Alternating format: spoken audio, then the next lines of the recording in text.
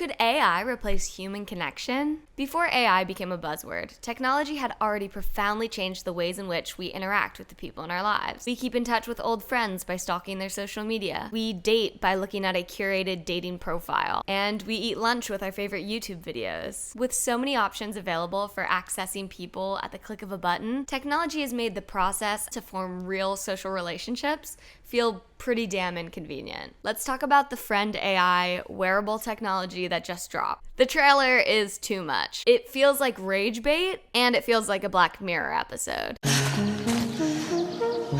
Gosh, I'm out of breath. I don't know how to woo very good.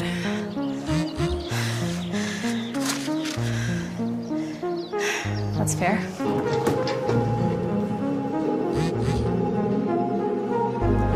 I know the effects are crazy. It's dank. I could eat one of these every day. Oh, sorry, I got you messy. I kind of like to come up here to be by myself. I mean, besides her.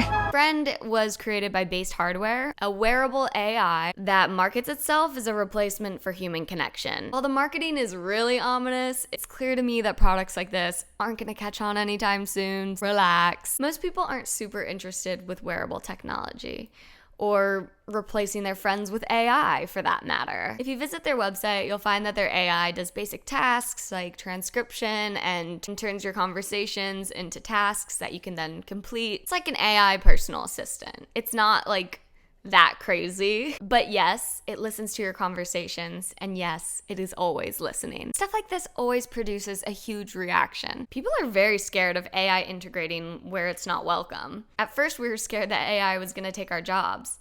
Now we're scared that AI is going to replace our friendships. Although I doubt that Friend AI or anything similar is going to catch on and replace real human connection anytime soon, I still think that it's culturally relevant because it represents the frustration that we're having with our current communities as they stand. People are having trouble maintaining positive relationships right now, and with the rise in technology, I think that seems like an easy band-aid. It's not as good as human connection, but it might make you feel a little bit less lonely.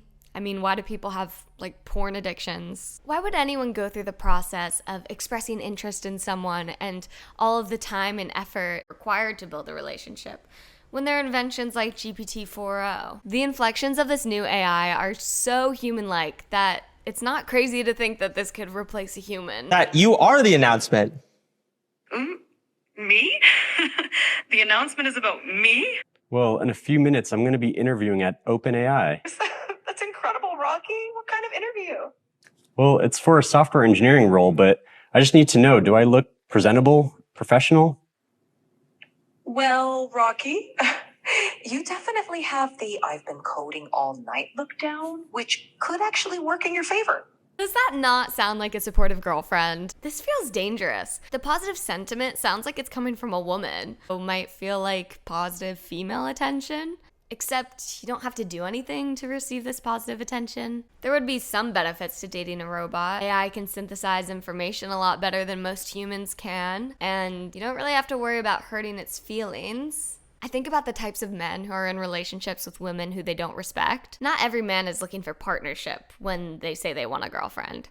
Sometimes they're looking for someone to exist in the periphery of their independent life, and they want a sidekick or a cheerleader to stroke their ego and tell them they're doing a good job. It looks like AI could accomplish this task without having to make any women do it. What if this becomes the only attention that these guys are getting from an AI that sounds like a real woman? What if he instructs his AI to stroke his ego for doing terrible things? There are definitely psychological impacts of having a friend who you ultimately control. However, I don't want to go off on a tangent because AI doesn't just impact these friendless, lonely men that I'm describing. It also affects people with relatively normal relationships. I know it's pretty common. Many members of Gen Z have expressed that they've never been in a serious or any committed relationship with someone. And I don't think that's a coincidence, because the way that we socialize and date and participate in our hobbies has completely changed. The way we partner has changed. So yeah, it's gonna look different. Even people who are typically very social have found these social replacements, I call them, perhaps brought on by the pandemic, People have to cope with loneliness, and there are a lot of technological solutions to do that. And there's a lot of money to be made on lonely people, sadly. And the social replacements are getting better. In my opinion, the biggest obstacle that we face is convenience. Post-pandemic, we've structured our lives to be quite comfortable with technology, and it's isolating us. I mean, I know I personally could go weeks without seeing anyone I know. This is a privilege, but working from home, getting groceries delivered, this was necessary during the pandemic, but we still act this way because it's way easier. Okay, I want to read this passage. Kurt Vonnegut, you're not a poor man, you know? Why don't you go online and buy 100 envelopes and put them in a closet? So I pretend not to hear her and go out to get an envelope because I'm going to have a hell of a good time in the process of buying one envelope. I meet a lot of people and see some great looking babies, and a fire engine goes by, and I give them the thumbs up, and I'll ask a woman what kind of dog that is, and I don't know. The moral of the story is, we're here on Earth to fart around.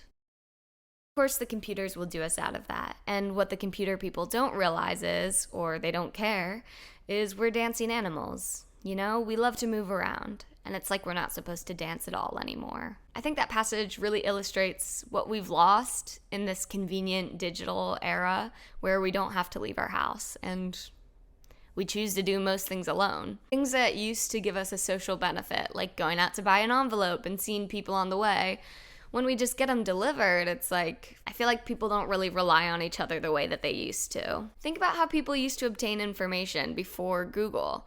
You used to have to go around and ask people questions all the time just to figure out what you're doing, where you're going, and learn things. Technology has prevented us from relying on each other, and now we rely on a service that we have to pay for. Think about Uber. Instead of getting our friends to drive us to the airport, now it's kind of expected that you'll just get yourself there using an Uber. Think about DoorDash. When you're sick, you don't really need to rely on a family member or friend to bring you soup. You can just DoorDash it. Bottom line is we don't need each other anymore, but do we still want each other? I always say the same thing about marriage. Since women have achieved financial independence from men, you know, now that women can work for their own money, will men and women still want to partner up? If you want me to do a full video on this, leave a comment below because I could talk about that for a while. Even if we don't rely on each other to survive day to day, we don't face the same famine, day-to-day stresses that we used to, I think we still want human connection. And isn't that just more beautiful anyways?